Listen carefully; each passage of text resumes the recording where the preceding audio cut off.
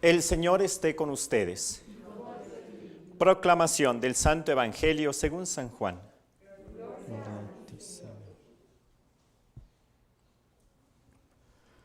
En aquel tiempo Jesús dijo a sus discípulos: Yo les aseguro, cuanto pidan al Padre en mi nombre se los concederá. Hasta ahora no han pedido nada en mi nombre. Pidan y recibirán, para que su alegría sea completa. Les he dicho estas cosas en parábolas, pero se acerca la hora en que ya no les hablaré en parábolas, sino que les hablaré del Padre abiertamente. En aquel día pedirán en mi nombre, y no les digo que rogaré por ustedes al Padre, pues el Padre mismo los ama, porque ustedes me han amado y han creído que salí del Padre. Yo salí del Padre y vine al mundo, ahora dejo el mundo y vuelvo al Padre. Palabra del Señor. Purifica así mis labios para que proclame tu alabanza. ¿Pueden tomar asiento, por favor?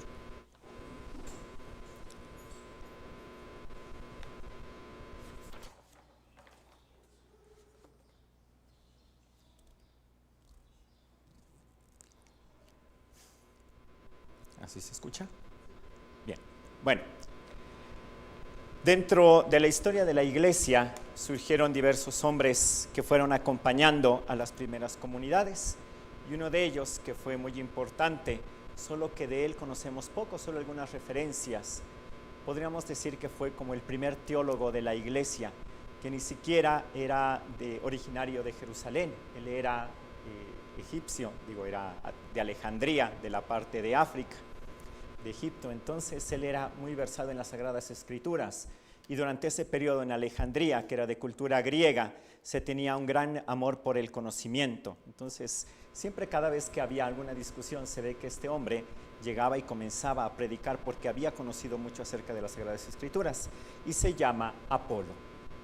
Él fue muy importante para la primera comunidad, que en una ocasión los discípulos comenzaron a pelearse porque habían dicho: nosotros somos discípulos de Pablo. Y ellos dijeron: pues sí, nosotros somos de Apolo, como diciendo, están al mismo nivel, ¿no? Y dice Pablo, a ver, no son ni de Pablo, ni de Apolo, ni de San Juan, ni de San Pedro, todos somos de Cristo, así que por favor no se peleen. Me gustó que saliera en las Sagradas Escrituras este pasaje acerca de Apolo, porque hoy celebramos el Día del Maestro. Y podríamos decir que Apolo, junto con los demás apóstoles, eran los primeros maestros que fueron acompañando. Cuando yo estaba pequeño, estaba en primaria, mi mamá tenía una costumbre que a mí me daba pena, pero se me quedó muy grabado, ¿no? A un cierto momento, cuando salíamos y mi mamá me iba a recoger al colegio, siempre íbamos con el profesor o con la maestra. Tuve más bien maestra, solo un profesor en primaria, ¿no? Todas eran maestras, y siempre me decía: niño, Emanuel, me respetas a la maestra, por favor, y hay de ti donde tenga alguna queja de ella. La respetas y la vas a ver como si fuera yo. Ella va a ser tu segunda mamá, que te va a acompañar durante todo este año. Maestra, si tiene alguna queja, le doy mi permiso para que le jale las orejas. Y yo: ay no, mamá, por favor, no. Bien, y donde tenga alguna queja tuya, encima te voy a dar allá en la casa. ¿Bien? Pero se me quedó muy grabado esto de: va a ser tu segunda mamá durante todo este año, así que la respetas.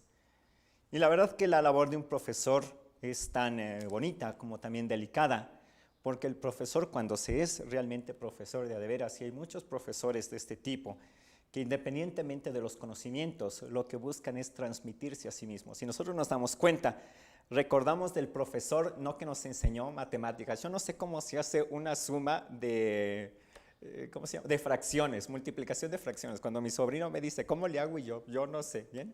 No me acuerdo, pero sí me acuerdo de esa maestra que cuando estaba triste o cuando estábamos cansados, que nos hablaba, nos hacía algún juego y nos hablaba de muchas cosas muy bonitas que se nos quedaron.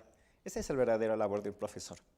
Cuenta la Sagrada Escritura, y me voy a permitir hacer este relato, que aparece en el Antiguo Testamento. Quienes escucharon el retiro se recordarán que hablamos en la primera parte. Si no, para los que nos están viendo desde las redes sociales, van a buscar por YouTube, ¿bien? Retiro de mayo, primera meditación. Hablamos sobre la madre de los macabeos. Pues fue en el mismo periodo porque fue periodo de persecución donde tiene esta historia. Vamos a recordar rápidamente, en Grecia estaba gobernando un griego que se llamaba Antíoco, y él quería introducir todas las tradiciones de Grecia, incluyendo la religión. Es por ello que manda traer estatuas de Grecia con las imágenes de los dioses para que se les ofreciera incienso, y muchos se rebelan.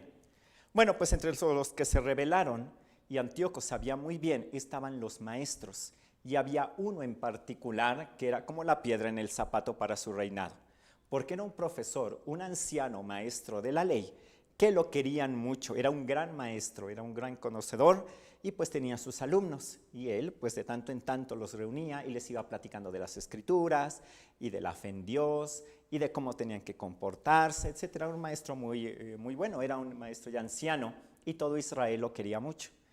Pues entonces Antíoco sabía cuál era la situación, y en una ocasión él estaba dando clases, allí pues en su escuelita, y estaban todos acompañándolo, y llegó la guardia. Imagínense que en ese momento entra la Guardia Nacional, pues allá entra la guardia del rey Antíoco, y le dicen, Eleázaro, y dice, sí, soy yo.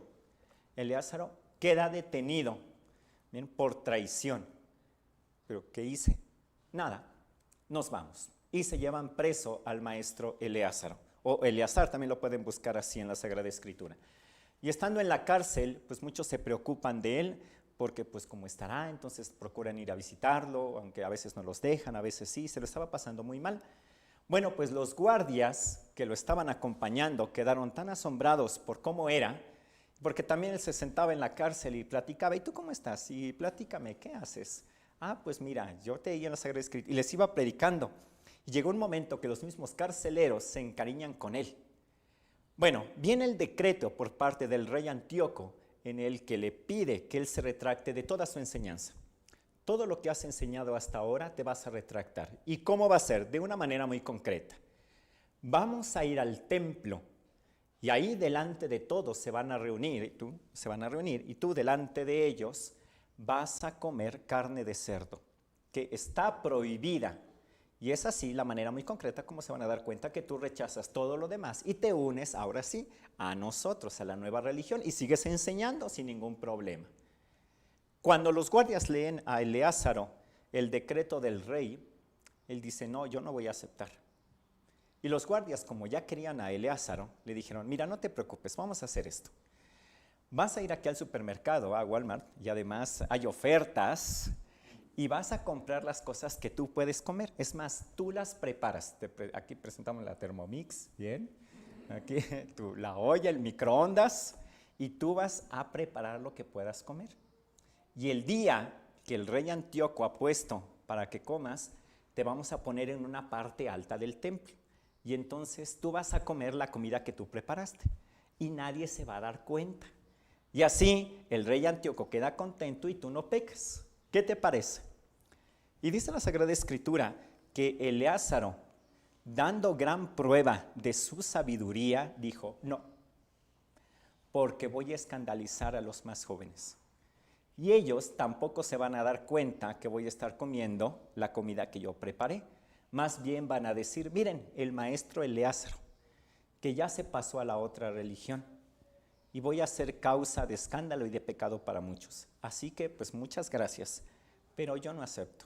Se dio cuenta Eleázaro que había llegado el momento de enseñar no solamente de palabra, sino también con el propio ejemplo. Y los guardias, que le habían caído muy bien, se enojaron mucho y lo tomaron por loco, por tonto. ¿Cómo es posible? Nosotros que te damos la oportunidad, bien había dicho el rey Antíoco que estabas loco y nosotros dejándonos llevar. Y golpearon al pobrecito Eleázaro. Después lo llevaron al templo todo golpeado y le pusieron la carne de cerdo y él no comió. Fue entonces cuando ellos lo tomaron, lo volvieron a golpear hasta matarlo, y así el maestro Eleázaro murió. Y dice la Sagrada Escritura, si después quieren buscar en los libros de los Macabeos, dice, dejó un gran ejemplo a todos los jóvenes, dando ejemplo de valor y de gran sabiduría para todo el pueblo. Hoy que celebramos a todos los maestros, quisiera recordar esto. Llega el momento en el cual Y bueno, la verdad es que todos somos maestros. Los papás son maestros de los niños también son maestros, digamos, guías de los más pequeños. Todos nosotros nos convertimos en alguien que transmite conocimientos. Que sí es muy fácil hablar con las palabras, pero llega el momento en que se tiene que predicar con el ejemplo. Y Papa Pablo VI decía una frase que, con esto termino, me gustó muchísimo. El mundo no necesita oradores, necesita testigos, porque las palabras mueven, pero el ejemplo arrastra. El ejemplo arrastra. Así que le damos gracias a todos los maestros en este día y les pedimos que nos sigan enseñando, que nos sigan transmitiendo sus conocimientos, pero lo más importante, que nos enseñen lo maravilloso de su vida, que va a tener influencia en nuestra vida. Así que muchas felicidades y vamos a pedir para que el Señor los siga iluminando. Que así sea.